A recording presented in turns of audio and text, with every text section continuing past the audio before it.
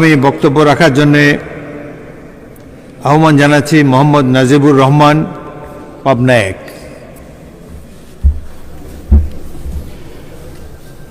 আলহামদুলিল্লাহ ওয়াসসালাতু ওয়াসসালামু আলা রাসূলিল্লাহ। মাননীয় স্পিকার, আমি আমার বক্তব্যের শুরুতেই আপনার মাধ্যমে আমার নির্বাচনী এলাকা সাথিয়ার সর্বস্তরের জনগণকে আন্তরিক ধন্যবাদ জানাতে চাই আমাকে তাদের প্রতিনিধি হিসাবে জাতীয় সংসদে পাঠানোর জন্য। আমি এই সুযোগে আপনাকেও ধন্যবাদ জানাতে চাই, অভিনন্দন জানাতে চাই। আপনি সংসদে এবং মন্ত্রী পরিষদে আমার শহীদ পিতা মাওলানা মতিউর রহমান নিজামীর কলিগ ছিলেন।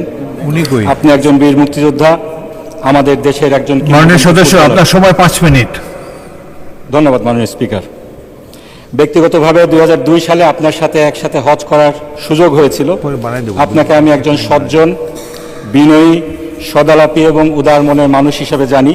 মহান রব্বুল আলামিনের দরবারে দোয়া করি আল্লাহ সুবহানাহু ওয়া তাআলা যেন আপনাকে আপনার উপর অর্পিত দায়িত্ব সততা এবং দক্ষতার সাথে পালন করার তৌফিক দান করেন। মাননীয় স্পিকার, 1991 সালে 11-12 বছরের একজন বালক হিসাবে এই সংসদের গ্যালারি থেকে আপনাদেরকে দেখেছি। আজকে আপনার সভাপতিত্বে এখানে আমি বক্তৃতা দিচ্ছি। দ্বিতীয় প্রজন্মের সংসদ সদস্য হিসাবে স্বাভাবিকভাবেই অনেক স্মৃতি মনে পড়ছে।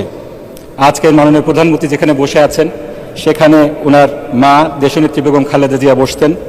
এই সংসদে আমার শহীদ পিতা মাওলানা মতিউর রহমান নিজামী, শহীদ সালাউদ্দিন কাদের চৌধুরী, আল্লামা দেলোয়ার হোসেন সাইদি, মরহুম আবদুল্লাহ আল নোমান, সাদেক হোসেন খোকা সহ অনেকেই ছিলেন।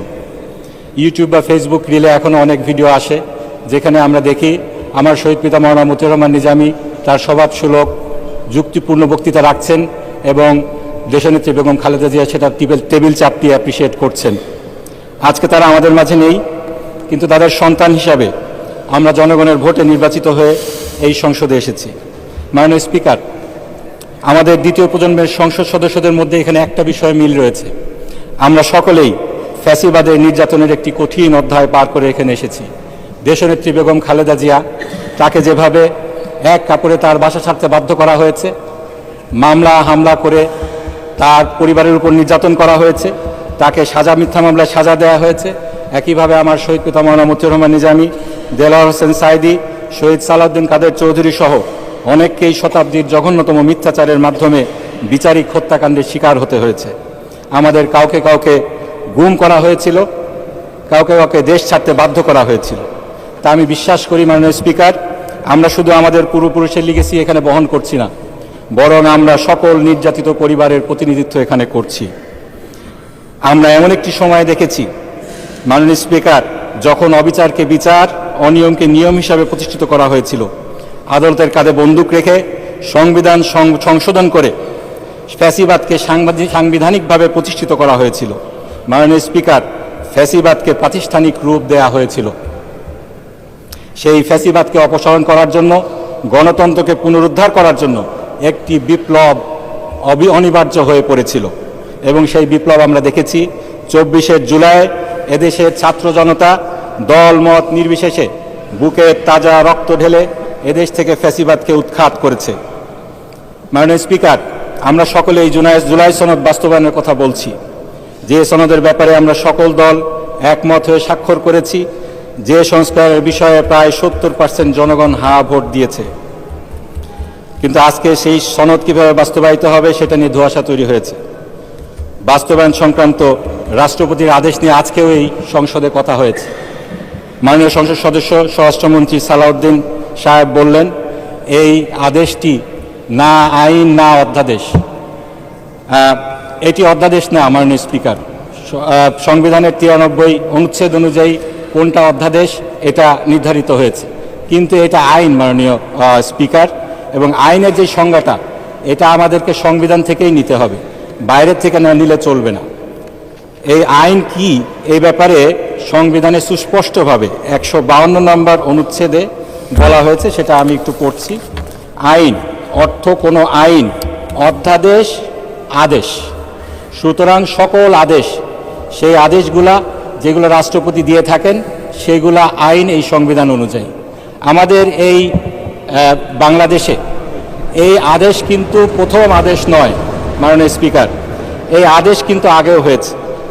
আমাদের দেশে 1972 সালে 71 এবং 72 সালে 155টির বেশি আদেশ হয়েছিল, যেগুলো এখনো আইন হিসাবে বলবৎ রয়েছে। আমরা যে এখানে নির্বাচিত হয়েছি মাননীয় স্পিকার, সেই নির্বাচনটা হয়েছে আরপিওর আন্ডারে। সেই আরপিওটা কি? Representation of people's order 1972। এটি একটি রাষ্ট্রপতির আদেশ। সুতরাং এটা বলার কোনো সুযোগ নেই যে রাষ্ট্রপতির আদেশ এটা আইন নয়। আমরা এই সংবিধান সংরক্ষণের জন্য, সমুন্নত রাখার জন্য শপথ নিয়েছি। এই সংবিধান অনুযায়ী যেটা আইন সেটা আমাদেরকে মানতে হবে। এই রাষ্ট্রপতির আদেশ একটি আইন, এটা আমাদেরকে মানতে হবে। এই আইনের ব্যত্যয় যারা ঘটিয়েছেন তারা আইন ভঙ্গ করেছেন। আজকে আইন অনুযায়ী 30 দিনের মধ্যে এই সংস্কার পরিষদ ডাকার কথা ছিল। এই আদেশের 10। ধন্যবাদ মাননীয় সদস্য। আচ্ছা, 1 মিনিট বলেন। জি, মাননীয় স্পিকার, এখানে অনেক কথাই বলা হয়েছে। আজকে বলা হয়েছে আমরা এই জুলাইয়ের সনদকে সম্মান করি, গণরায়কে সম্মান করি, কিন্তু আবার বলা হয়েছে আমাদের সময় নেই এটা বাস্তবায়ন করার জন্য। আসলে আমরা যদি সম্মান করি তাহলে সময় কেন থাকবে না? আমাদেরকে সময় বের করতে হবে, জুলাইয়ের সনদ আমাদেরকে বাস্তবায়ন করতে হবে। এই সংসদে আমরা সংবিধান সংশোধন করে আমরা এটা বাস্তবায়ন করতে পারবো না। আমাদের সুপ্রতিষ্ঠিত যেই জুরিসপ্রুডেন্স রয়েছে, সেই 8ম সংশোধনীর আনোয়ার হোসেনের মামলায় যেটা বলা হয়েছে, সংসদ চাইলেই সংবিধানের মৌলিক কাঠামোকে পরিবর্তন করতে পারেন না। 8ম সংশোধনীর স্পেসিফিক যেই বিষয়টি ছিল সেটি ছিল এই বিচার বিভাগকে বিকেন্দ্রীকরণ। সেই বিষয়টি কিন্তু আমাদের সেই অধ্যাদেশের মধ্যেও এসেছে। আমরা গণভোট সেই বিষয় দিয়েছি, জুলাই সনদের মধ্যেও রয়েছে। সেখানে আমরা যদি আবার একই বিষয়কে সংসদে সংশোধন করি, সেই আনোয়ার চৌধুরীর 8ম সংশোধনীর মামলা রায় কোথায় যাবে? আমরা আরও বলেছিলাম যে 5ম সংশোধনীতে যেটা বলা হয়েছে রাষ্ট্রের মূল নীতিমালাগুলোকে পরিবর্তন করা।